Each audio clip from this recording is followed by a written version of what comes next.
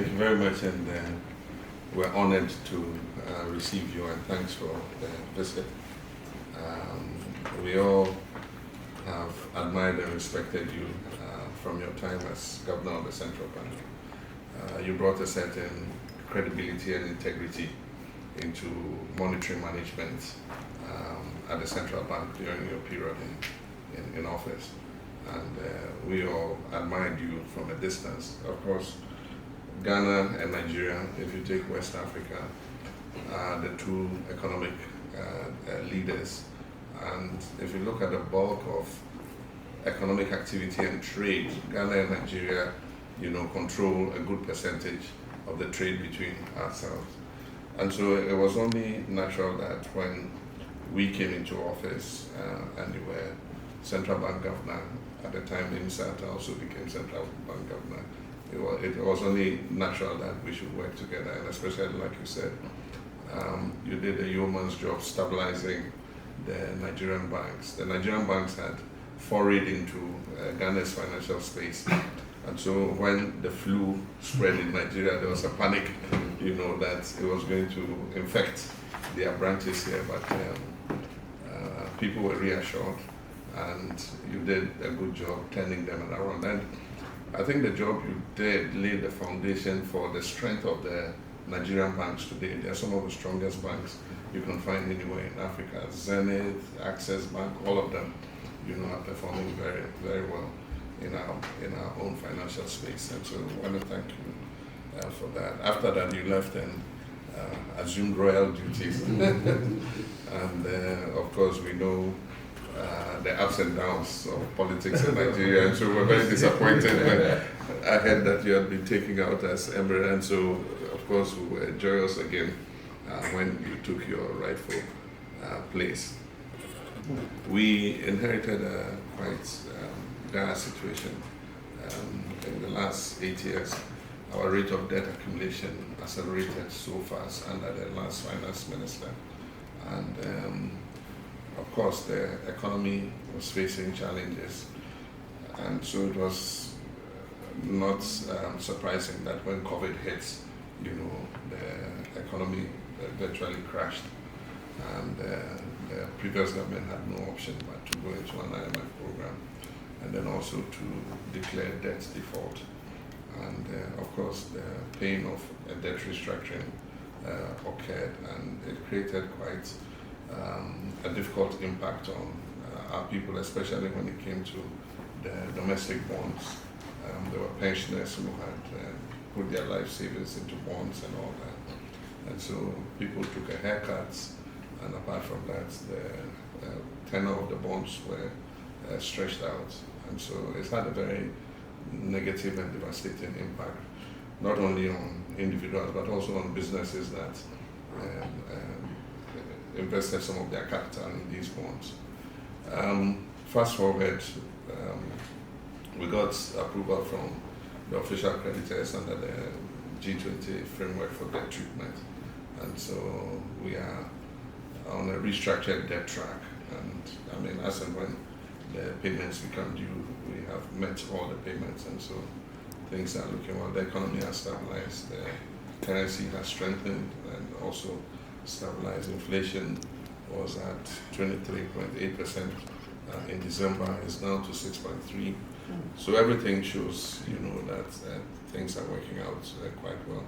And as I said in Nigeria last week, I said that if Nigeria prospers, Ghana prospers. If Ghana prospers, Nigeria prospers. And so we're hoping that Nigeria too will be able to stabilize its common economy so that the two countries can lead in West Africa's recovery. Our major concern now is what is happening in the Sahel.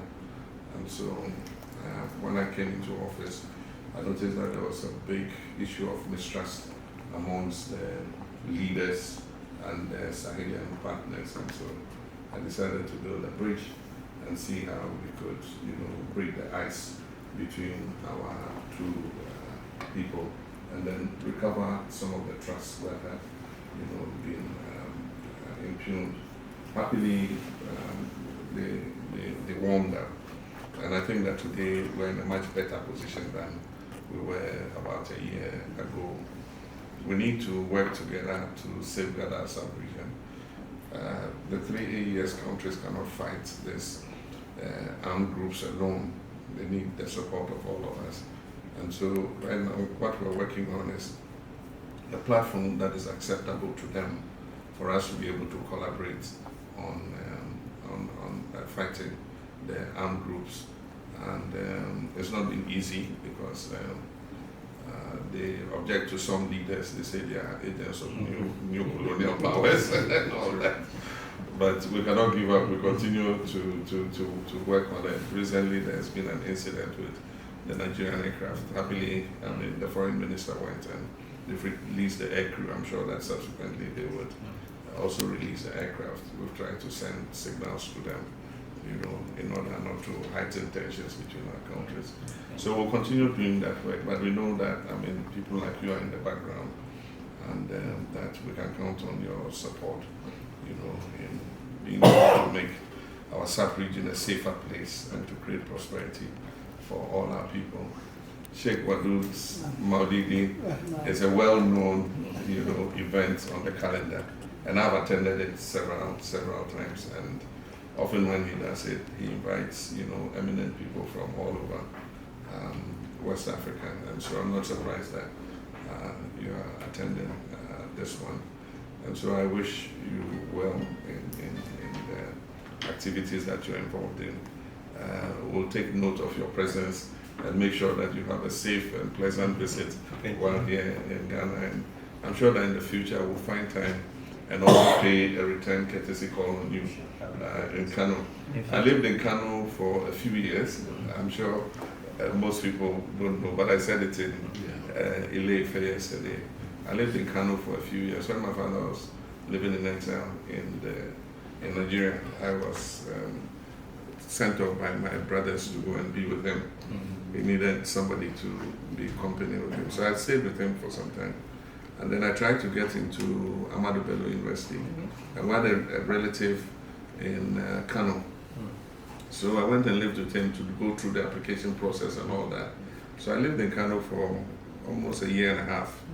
And I did get admission, but that year Nigeria separated foreign students from Nigerian students. At first they used to pay the same fees, and then they substantially jacked up the fees for foreign students, and the son of a refugee living in Nigeria, we couldn't afford the fees, you know, so my father advised that I come back to Ghana and do the postgraduate, and at that time university was free for Ghanaian students, so I came and did the postgraduate here free of charge, you know, and that's how come.